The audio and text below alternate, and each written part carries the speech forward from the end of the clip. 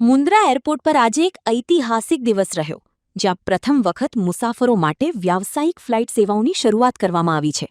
Star air દ્વારા મુન્દ્રાથી સીધી ગોવા, દિલ્હી, મુંબઈ અને સુરત માટે નિયમિત ફ્લાઇટ શરૂ કરાતા કચ્છના ઔદ્યોગિક અને પ્રવાસન ક્ષેત્રે નવી ક્રાંતિ આવશે.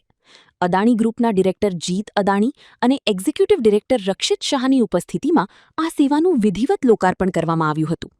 અત્યાર સુધી ભુજ કે કંડલા એરપોર્ટ પર નિર્ભર રહેતા મુસાફરોને હવે મુન્દ્રાથી સીધી હવાઈ કનેક્ટિવિટીનો લાભ મળશે. આ સેવા શરૂ થવાથી વેપાર અને ઉદ્યોગ જગતમાં અનેરો ઉત્સાહ જોવા મળી રહ્યો છે, જે ભવિષ્યમાં મુન્દ્રાના વિકાસની નવી ગતિ આપશે. સૌ કચ્છીઓ માટે ખૂબ આનંદની વાત છે કે અદાણી મુન્દ્રા એરપોર્ટ દ્વારા આજે સીધી 4 કનેક્ટિવિટી નવી ફ્લાઇટની શરૂઆત આજથી થઈ રહી છે. મુંબઈ, ગોવા, સુરત અને દિલ્હી, એ સિવાય બેંગ્લોર અને નાદેલ પણ એર કનેક્ટિવિટી મળશે.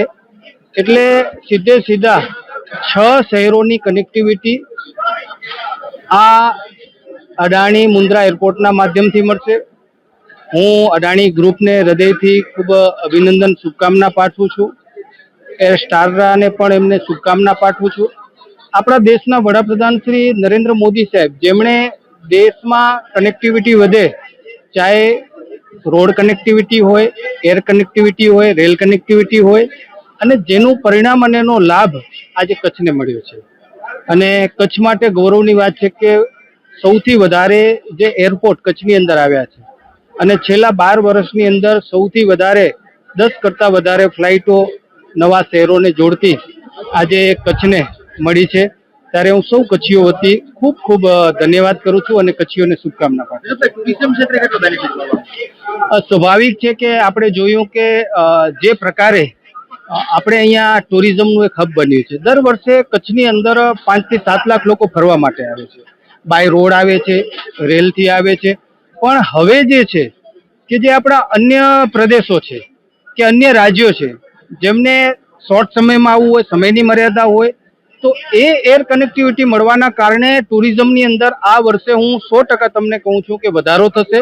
અને અન્ય જે રાજ્યના જે પ્રવાસીઓ છે એ કચ્છની અંદર આવશે. આનો સીધો લાભ જે છે કે ઉદ્યોગકારોને મળશે, વિદ્યાર્થીઓને મળશે, આમ જનતાને મળશે, પણ પ્રવાસન ક્ષેત્રે પણ ટુરિસ્ટોને મોટો લાભ થશે. એનઆરઆઈ લોકોને કનેક્ટિવિટીની વાત કરીએ તો એ મુંબઈ અને દિલ્હીથી આવતા હોય છે મોટા પ્રમાણમાં, અને સીધી મુંબઈ અને દિલ્હીની કનેક્ટિવિટી જ્યારે આ એરપોર્ટના માધ્યમથી જ્યારે પ્રાપ્ત થશે તો એનઆરઆઈઓને પણ સીધો આનો લાભ